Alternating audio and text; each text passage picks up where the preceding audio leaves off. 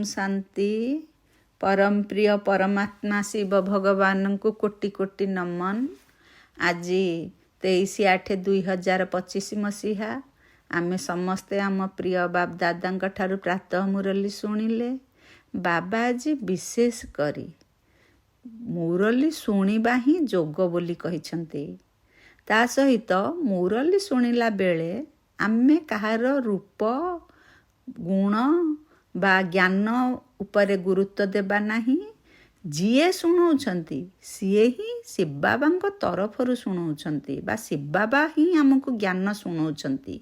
एई भावनारे आमे मुरली शुणिबा।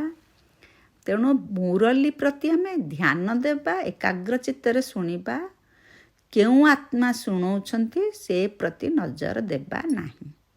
बाबा कहले ज्ञान को बुद्धि रे धारण करी परस्पर मध्य मिसिकी क्लास चलेबा। जदि सेंटर भौणी ब्राह्मणी नाहांती ताहले मुरली मिस करिबानी। सेठी निश्चित भावरे आमे मुरली शुणेबा बा शुणिबा, जहा फल निजर तो कल्याण हेबो, अन्य मानकर भी कल्याण हेबो। बाबा आज कहले जे केतक पिलांक मनरे अहंकार आसीबा कथा नुहे, किंतु अहंकार आसी जाउची। केउं विषय रे अहंकार आसुची से हेला जदि ब्राह्मणी नाहांती बा सेंटर संचालिका नाहांती, से सेंटर जदि छोट छोट बालिका माने मुरली पढ़ांती ताहले अन्य माने जे सबू लौकिक शिक्षागत योग्यतार अधिका थांती बा बड़ चाकरी करि थांती, एई भली आत्मा माने भाबंती ये कौन आमको गोटे पाठ पढ़ेबे बुझेबे। ये हूँ प्रकृत मायार विघ्न। शिक्षकंकर बा शिक्षिकांकर नाम रूप को न देखी बाबांक स्मृति रे रही प्रकृत रे आमे मुरली शुणिबा। अहंकार रे जमा आसीबा नाही। बाबा आज कहिले जे मते समस्ते बाबा बोली डाकुछ, हेले मु तमर केमती बाबा हेबी? जणे बाबा तो एते पिलांकर शारीरिक पिता होई पारिबे नाही। मु हेउची तुम समस्तंकर आत्मिक पिता। ए कथाटा आमे बुझीगले। सी एबे संगम जुगरे आसीछंती आम समस्तंको पुरुषोत्तम करिबा पाई। ये बहुत खुशीर कथा। पुरुषोत्तम किए? लक्ष्मी नारायण होउछंती पुरुषोत्तम। बाबा जी बुझेई देले एई सृष्टि रे ही उत्तम पुरुष, मध्यम पुरुष, कनिष्ठ पुरुष थांती। आदि रे उत्तम, मझिरे मध्यम, अंतरे कनिष्ठ हो जाती। जेमिति प्रथमे गोटे जिनिस हेउ बा साड़ी हेउ जेकोसी जिनिस प्रथमे से नुआ समय रे उत्तम थाए, बहुत भल थाए। पुणी आस्ते आस्ते कमी कमी पुरुणा हला बेलू से कनिष्ठ हो जाए बा पुरुणा हो जाए। सेमिति दुनियार अवस्था भी सेया, सब आत्मार अवस्था भी सेया। आत्मा प्रथमे सत्य प्रधान थिबो सत्य जुगरे, पुणी आस्ते आस्ते कलाहरण होई शेष को कली समय को बा कलीर अंत समय को हो जाउची आत्मा तम प्रधान। बाबा से कथा कहिले जे प्रायतः आमे मनुष्य माने संशय करिबारु बाबा आसीछंती बोली न जानिबारु आमे वर्तमान उत्तम हेबार समय चलीछि, किंतु उत्तम पुरुष जी बाबा को न चिन्हुछि से माने हेई पारु नाहांती। साधारणतः जी आसंती आश्रम को से माने पचारती जो आत्मा माने नुआ आसंती जी ब्रह्मा का फोटो कहीं एठी रहिछि, ए कथाटा से माने पचारती। प्रकृत में ब्रह्मा का फोटो कहीं रहिछि? ब्रह्मा हेउछंती सर्वप्रथम सर्वश्रेष्ठ संतान बा विद्यार्थी बा छात्र स्वयं परमपिता परमात्माकर। ब्रह्मा का शरीर माध्यम रे ही स्वयं परमपिता परमात्मा ज्ञान देउछंती। तेणु तांको फोटो रखा जाइछि। आमे भी कल्पवृक्षर चित्र देखै कि कथा बुझेई परिबा। कल्पवृक्ष तले ब्रह्मा केमती तपस्या करुछंती, पुणी तपस्या करुछंती, पुणी ऊपर एकदम अंतरे बहुत जन्मर अंतिम जन्मरे छिड़ा होइछंती। एई कथाटा आमे चित्र माध्यम रे तांको बुझेबा। एक कथा बुझेबा पई पुणी बाबा कहउछंती तुमर सेमती बुद्धि थिबा दरकार। ଯଦି ଜଣେ ବିକେ କ'ଣ ନିର୍ବୁଦ୍ଧିଆ ହେଇଥିବ, ଭୁଲ କଥା ବୁଝେଇବ, ତାହେଲେ ସମସ୍ତଙ୍କର ନାମ ବଦନାମ ହେଇଯିବ। ସେଥିପାଇଁ ଆମେ ସବୁବେଳେ ବାବାଙ୍କ କଥା ଭଲରେ ବୁଝେଇବା। ବର୍ତ୍ତମାନ ତ କେହି 16 କଳା ସମ୍ପୂର୍ଣ୍ଣ ହୋଇନାହାନ୍ତି, ନିଶ୍ଚୟ କ୍ରମାନ୍ୱୟରେ ରହିଛନ୍ତି। କାହାର କେତେ କଳା ଡେଭଲପ୍ ହେଇଛି। ପରମ ପିତା ପରମାତ୍ମାଙ୍କ ସହିତ ପ୍ରୀତି ନଥିଲେ ତାକୁ ଆମେ ବିପରୀତ ବୁଦ୍ଧି କହିବା। ବିପରୀତ ବୁଦ୍ଧି ମାନେ ବିନାଶ, ପ୍ରୀତି ବୁଦ୍ଧି ମାନେ ବିଜୟ। ତେଣୁ ଆମେ ସବୁବେଳେ ବିଜୟ ଆଡ଼କୁ ଗୋଡ଼ ବଢ଼େଇବା। ବିଜୟ ହେବା କେମିତି? ବାବାଙ୍କ ଉପରେ ବିଶ୍ୱାସ ରଖିବା, ବାବାଙ୍କ ମୁରଲି ଶୁଣିବା, ବାବାଙ୍କ ଶ୍ରୀମତରେ ବାଟ ଚାଲିବା। ଲଢ଼େଇ ଝଗଡ଼ା କରିବାକୁ ବି ଅନେକ ଲୋକ ପଛାନ୍ତିନି, ଆଶ୍ରମକୁ ଆସି ଲଢ଼େଇ ଝଗଡ଼ା କରନ୍ତି, ବେଳେବେଳେ ଚିତ୍ରରେ ନିଆଁ ଲଗାଇ ଦେବା ପାଇଁ ବି ପ୍ରସ୍ତୁତ ହେଇଯାଆନ୍ତି। ବର୍ତ୍ତମାନ ଅବଶ୍ୟ ଏ କାମ ବେଶୀ ନାହିଁ, ସେତେବେଳେ ବେଶୀ ହେଉଥିଲା। ବାବା କହୁଛନ୍ତି ତୁମେ ଚିତ୍ର ଗୁଡ଼ିକର ବୀମା କରେଇ ଦିଅ, କାହିଁକିନା ଯଦି କିଏ ଚିତ୍ର ଚିରି ଦେଲେ ବା ନିଆଁ ଲଗାଇଦେଲେ ନଷ୍ଟ ହୋଇଯିବ। ସେଥିପାଇଁ ବାବା ପୁଣି କହିଲେ କୁଦୃଷ୍ଟି ସମ୍ବନ୍ଧରେ ବାବା ତ ପ୍ରତିଦିନ ଆମକୁ ବୁଝାଉଛନ୍ତି। ବିକାର ଦୃଷ୍ଟି ହେଲାରୁ ଦୁନିଆ ହେଉଛି ତମ ପ୍ରଧାନ। ଦିନକୁ ଦିନ ମନୁଷ୍ୟ ତମ ପ୍ରଧାନ ହେଇଯାଉଛନ୍ତି। ସେମାନେ ଭାବୁଛନ୍ତି କଳିଯୁଗ ତ ଏବେ ଗୁରୁଣ୍ଡୁଛି, ତା ଅର୍ଥ କଳିଯୁଗର ପୁରା ପ୍ରାଥମିକ ଅବସ୍ଥା। ସେମାନେ ବିଲକୁଲ ଅଜ୍ଞାନ ନିଦ୍ରାରେ ଶୋଇଛନ୍ତି। ପୁଣି ଅନ୍ୟ କିଏ ବି କହୁଛନ୍ତି ମହାଭାରତ ଲଢ଼େଇର ସମୟ ଏଇଟା। ତେଣୁ ନିଶ୍ଚୟ ଭଗବାନ କେଉଁଠି ହେଲେ ଥିବେ। ରୂପ ବିଷୟରେ କେହି ବତଉନାହାନ୍ତି ଯେ ଭଗବାନ ଦେଖିବାକୁ କେମିତିଆ, କିନ୍ତୁ ଭଗବାନ କେଉଁଠି ଅଛନ୍ତି ବୋଲି କହୁଛନ୍ତି। ବାବା କହିଲେ ଯେ ପ୍ରକୃତରେ ସ୍ୱୟଂ ପରମପିତା ପରମାତ୍ମା ଯିଏ ସୂକ୍ଷ୍ମାତି ସୂକ୍ଷ୍ମ ଜ୍ୟୋତିର୍ବିନ୍ଦୁ ସ୍ୱରୂପ, ସିଏ ବର୍ତ୍ତମାନ ଭାଗ୍ୟଶାଳୀ ରଥରେ ଆସି ଆତ୍ମାର ପରିଚୟ ଦେଉଛନ୍ତି। କାରଣ ସେ ହେଲେ, ତାଙ୍କ ନିଜର ଶରୀର ନାହିଁ, ତେଣୁ ବ୍ରହ୍ମା ବାବାଙ୍କ ଶରୀରରେ ପ୍ରବେଶ କରି ଜ୍ଞାନ ଦେଉଛନ୍ତି। ତ୍ରିମୂର୍ତ୍ତି ଚିତ୍ର ବି ରହିଛି। ବ୍ରହ୍ମା ବିଷ୍ଣୁ ଶଙ୍କରଙ୍କୁ ତ୍ରିମୂର୍ତ୍ତି କୁହାଯାଏ।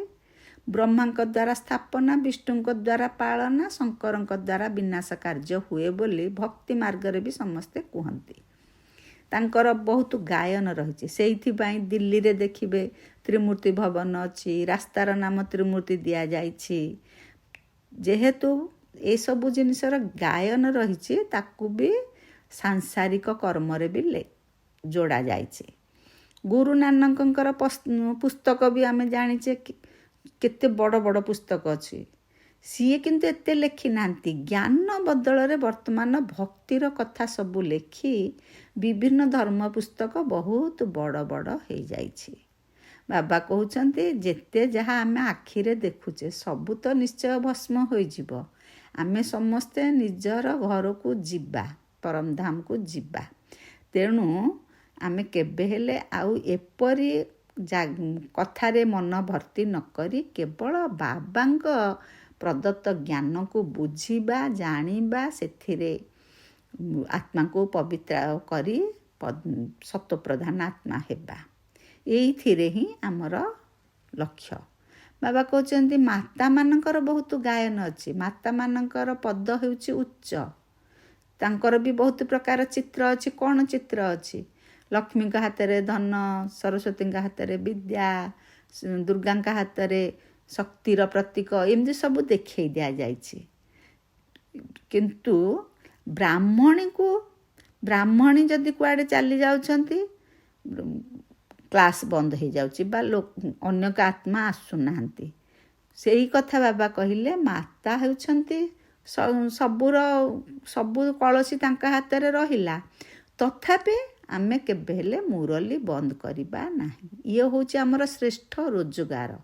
ମୁରଲି ଆମେ ନ ପଢ଼ିଲେ ଆମର ରୋଜଗାର ବନ୍ଦ ହୋଇଗଲା ବୋଲି ଜାଣନ୍ତୁ। କାହିଁକି ନା ଏ ମୁରଲି ମାଧ୍ୟମରେ ଆମର ଜୀବନ ହୀରାତୁଲ୍ୟ ହେଉଛି। ସ୍ୱର୍ଗକୁ ଯିବା ପାଇଁ ରାସ୍ତା ଖୋଲା ରହୁଛି। ସ୍ୱର୍ଗରେ ସର୍ବଦା ସୁଖୀ ସମସ୍ତେ ରହିବେ। ସେଠାରେ ଏମିତି ନୁହେଁ ଯେ ପ୍ରଜା ଅଳ୍ପାୟୁ ହେବ, ରାଜା ଦୀର୍ଘାୟୁ ହେବେ ନାହିଁ। ପଦବୀରେ ଉଚ୍ଚ ନିଚ ହେବ, କିନ୍ତୁ ସମସ୍ତେ ପୁରା ସୁଖ ଶାନ୍ତି ଆନନ୍ଦରେ ରହିବେ। ବାବା କହିଲେ ମାୟାର ତ ବହୁତ ପ୍ରକାର ବିଘ୍ନ ଆସୁଛି, ସେଥିପାଇଁ ଛୋଟ ଭଉଣୀମାନେ କ'ଣ ବୁଝେଇବେ ବୋଲି କହି ଅନେକ ଆତ୍ମା ଆସୁନାହାନ୍ତି। କିନ୍ତୁ ବାବା ହେଉଛନ୍ତି ଜ୍ଞାନର ସାଗର। ଆମେ ସବୁବେଳେ ବୁଝିବା ଯେ ମୁରଲି ବାବା ହିଁ ପଢ଼ଉଛନ୍ତି। ବାବାଙ୍କର ଶିବ ବାବାଙ୍କୁ ହିଁ ୟାଦ କରିବା। ଶିବ ବାବା ପରମ ଧାମରୁ ଆସୁଛନ୍ତି, ମୁରଲି ଶୁଣାଉଛନ୍ତି। ଏ ବ୍ରହ୍ମା ବାବା ତ ପରମ ଧାମରୁ ଆସି ଶୁଣାଉନାହାନ୍ତି, ଶିବ ବାବା ହିଁ ଆସୁଛନ୍ତି, ଶିବ ବାବା ହିଁ ଶୁଣାଉଛନ୍ତି। ଆମେ ଏଇ କଥାକୁ ବୁଦ୍ଧିରେ ନିହାତି ରଖିବା। ବୁଦ୍ଧି ଯୋଗ ଅନେକଙ୍କର ମୁରଲି ଶୁଣିଲା ବେଳେ ଏଣେ ତେଣେ ଚାଲି ଯାଉଛି। ତେଣୁ ଯୋଗରେ ବା ଯୋଗ ଯାତ୍ରା ଠିକ୍ ଭାବରେ ହୋଇପାରୁନାହିଁ। ବାବା କହୁଛନ୍ତି ୟାଦ ଅର୍ଥ ଭଗବାନଙ୍କୁ ମନେ ପକାଇବା। ମୁରଲି ଶୁଣିବା ବି ଏକ ପ୍ରକାର ୟାଦ। ତେଣୁ ମୁରଲି ଶୁଣିଲା ବେଳେ ପୁରା ଏକାଗ୍ର ଚିତ୍ତ ହୋଇ ଆମେ ମୁରଲି ଶୁଣିବା। ଅନେକ ଆତ୍ମା ମଧୁବନରେ ଯେତେବେଳେ ଶୁଣନ୍ତି ମୁରଲି, ସେ ଶିବ ବାବା ଯେମିତି ପରମଧାମରୁ ଆସିଛନ୍ତି ସେଇଭଳି ଭାବ ଆସିଯାଏ। ବାହାରେ ନିଜ ଗାଁ, ନିଜ ଜମିବାଡ଼ି, ଘରଦ୍ୱାର ଏସବୁ କଥା ସବୁ ଭୁଲି ଯାଆନ୍ତି। କିନ୍ତୁ ବାହାରେ ଶୁଣିଲେ, ଟେପ୍ରୁ ଶୁଣିବେ, ବାହାର ଲୋକଙ୍କଠୁ ଶୁଣିବେ ବା ଛୋଟ ଆଶ୍ରମରେ ଯାଇ ଶୁଣିବେ, ତାଙ୍କ ମନ ଏଣେ ତେଣେ ହେଇଯାଉଛି। ବାବା ସେଇ କଥା କହୁଛନ୍ତି ଯେ କେବେ ହେଲେ ଆମେ ଭାବିବାନି ଯେ ଅମୁକ ଭଉଣୀ ଶୁଣାଉଛନ୍ତି, ମୁଁ ଏଇ ଛୋଟ ଆଶ୍ରମରେ ଯାଇ ଶୁଣୁଛି, ଏକଥା ଆମେ କେବେ ହେଲେ ଭାବିବା ନାହିଁ। ଶିବ ବାବା ହିଁ ଆମକୁ ମୁରଲି ଶୁଣାଉଛନ୍ତି, ଆମେ ଶିବ ବାବାଙ୍କ ଠାରୁ ମୁରଲି ଶୁଣୁଛୁ। ଇଏ ମଧ୍ୟ ୟାଦ ରହିବାର ଗୋଟେ ଯୁକ୍ତି। ଆମେ ଯଦି ଠିକ୍ ବାଟରେ ମୁରଲି ଶୁଣୁଛେ ମାନେ ଆମେ ଠିକ୍ ବାବାଙ୍କ ୟାଦରେ ରହିଛେ। ବୁଦ୍ଧି ଯୋଗ ବାହାରେ ଭ୍ରମିତ ହେବା ଅର୍ଥ ଆମେ ବାବାଙ୍କୁ ବେଖାତିରି କଲେ, ମୁରଲିକୁ ଠିକ୍ରେ ଶୁଣିଲେ ନାହିଁ। ମାୟା ବେଳେବେଳେ ଆମକୁ ୟାଦ କରିବାକୁ ଦେଉନାହିଁ। ତେଣୁ ଅନ୍ୟାନ୍ୟ ଖିଆଲ ଆଡ଼େ ମନ ଚାଲି ଯାଉଛି। ସମସ୍ତେ ତ ଆଠର ମାଳାରେ ଆସିବେନି। ତଥାପି ଜ୍ଞାନ, ଯୋଗ, ଦୈବୀ ଗୁଣ ଏସବୁକୁ ନିଜ ମଧ୍ୟରେ ଧାରଣ କରିବାକୁ ହେବ। ନିଜକୁ ନିଜେ ଆମେ ପ୍ରଶ୍ନ ପଚାରିବା, ମୋ ପାଖରେ କୌଣସି ଅବଗୁଣ ନାହିଁ ତ? ମାୟାର ବଶବର୍ତ୍ତୀ ହୋଇ କୌଣସି ବିକର୍ମ ହେଉନାହିଁ ତ? କେହି କେହି ବି ବହୁତ ଲୋଭୀ ହୋଇଯାଇଥାନ୍ତି, ସବୁବେଳେ ଖାଇବା ଉପରେ ଗୁରୁତ୍ୱ ଦିଅନ୍ତି। ବାବା କହୁଛନ୍ତି ଖାଇବା ପ୍ରତି ଆସକ୍ତି କମାଅ। କାଇଦା ଅନୁସାରେ ଯେତିକି ଖାଦ୍ୟ ଦରକାର ସେତିକି ଖାଅ। କଥାଟା ବାବା ଆଜି କାହିଁକି କହିଲେ? ମଧୁବନରେ ଅନେକ ଆତ୍ମା ପହଞ୍ଚନ୍ତି। ଯଦି ଆମେ କିଛି କ୍ଷତି କରିବା, ନଷ୍ଟ କରିବା, ଏସବୁ ଠିକ୍ କଥା ନୁହେଁ। ବାବା କହୁଛନ୍ତି ନିଜକୁ ଆତ୍ମା ଭାବି ବାବାଙ୍କୁ ୟାଦ କରିବା, ସ୍ୱଦର୍ଶନ ଚକ୍ର ସବୁବେଳେ ଘୂରେଇବା। ଆମେ ସ୍ୱଦର୍ଶନ ଚକ୍ରର ଅର୍ଥ ଜାଣିଯାଇଛେ, କିନ୍ତୁ ବାହାର ଲୋକ କହୁଛନ୍ତି ଯେ ଶ୍ରୀକୃଷ୍ଣ ତ ହେଲେ ସ୍ୱଦର୍ଶନ ଚକ୍ରଧାରୀ, ଆଉ ତୁମେ କ'ଣ ସ୍ୱଦର୍ଶନ ଚକ୍ର ଘୂରଉଛ? ସେଇ କଥାଟାର ଅର୍ଥ ବି ଆମେ ଭଲରେ ବାବା ଲୋକଙ୍କୁ ବୁଝେଇଦେବା ଯେ ପ୍ରକୃତରେ ଆମେ ବି ଜାଣିନଥିଲେ, ଭଗବାନ ଏବେ ଆସିଛନ୍ତି। ଆମ ଆତ୍ମା ସ୍ୱମାନେ ନିଜକୁ ନିଜେ ଦେଖିବା। ନିଜେ କିଏ? ମୁଁ ଗୋଟିଏ ଶରୀର। ମୁଁ ଶରୀର ନୁହେଁ, ମୁଁ ଆତ୍ମା। ଆମେ ଶରୀରକୁ ସ୍ଥୂଳ ନୟନରେ ଦେଖୁଛେ, ତେଣୁ ମୁଁ ଗୋଟିଏ ଶରୀର ବୋଲି ଭାବି ଦେଇଛେ। କିନ୍ତୁ ମୁଁ ଶରୀର ନୁହେଁ, ମୁଁ ହେଉଛି ଆତ୍ମା। ହେଇ ଆତ୍ମାକୁ ଦର୍ଶନ କରିବା ମାନେ ଆତ୍ମା ସତ୍ୟ ଯୁଗରେ ଥିଲା କେମିତି, ଆସ୍ତେ ଆସ୍ତେ କ'ଣ ଅସୁବିଧା ହେଲା, ଆତ୍ମା କେମିତି ସୃଷ୍ଟିଚକ୍ରରେ ତା'ର ରୋଲ୍ କରୁଛି, ଏଇଗୁଡ଼ାକୁ ଦର୍ଶନ କରିବା ହେଉଛି ସ୍ୱଦର୍ଶନ ଚକ୍ର ଘୂରେଇବା। ବାବା କହିଲେ ସତ୍ସଙ୍ଗକୁ ଯିଏ ମନ ସିଏ ଯିବେ, କିନ୍ତୁ ଆମର ମୁରଲି ଶୁଣିବା ପାଇଁ ସମସ୍ତଙ୍କୁ, ଯିଏ 7 ଦିନିଆ କୋର୍ସ କରିନାହାନ୍ତି, ବାବାଙ୍କ କଥା ଜାଣିନାହାନ୍ତି, ସେମାନଙ୍କୁ ପ୍ରକୃତରେ ବସିବା ପାଇଁ ଅନୁମତି ଦେବା ଉଚିତ ନୁହେଁ। କାରଣ ସେ ବୁଝିପାରୁନାହାନ୍ତି, ଟିକିଏ ଟିକିଏ କଥାରେ ବିଗିଡ଼ି ଯିବେ। ଅଜ୍ଞାନୀ ଆତ୍ମା ଯେହେତୁ, ଯଦି କିଏ କହିଦେଲା ତୁମେ ଅଜ୍ଞାନୀ ଆତ୍ମା, ତୁମେ ଆସିଲେ ବୁଝିପାରିବନି, ତାଙ୍କୁ ବି ଖରାପ ଲାଗିବ। ତେଣୁ ବହୁତ ସତର୍କତାର ସହିତ ଆମେ ବୁଦ୍ଧିରେ ଈଶ୍ୱରୀୟ ଜ୍ଞାନକୁ ଧାରଣ କରି ସମସ୍ତଙ୍କ ସହିତ କଥାବାର୍ତ୍ତା କରିବା, ଚିତ୍ରଗୁଡ଼ିକୁ ଦେଖେଇ ଚିତ୍ରର ଆର୍ଥିକ ଆଧ୍ୟାତ୍ମିକ ରହସ୍ୟକୁ ବୁଝେଇବା, ଏଇ ଆସୁରୀ ଦୁନିଆରେ ନିଜର ଦୈବୀ ରାଜସ୍ଥାନୀ ବର୍ତ୍ତମାନ ସ୍ଥାପନ କରିବାକୁ ସ୍ୱୟଂ ପରମପିତା ପରମାତ୍ମା ଆସିଛନ୍ତି ଏକଥା କହିବା। ଆମେ କାହାକୁ ହିଂସା କରିବା ନାହିଁ।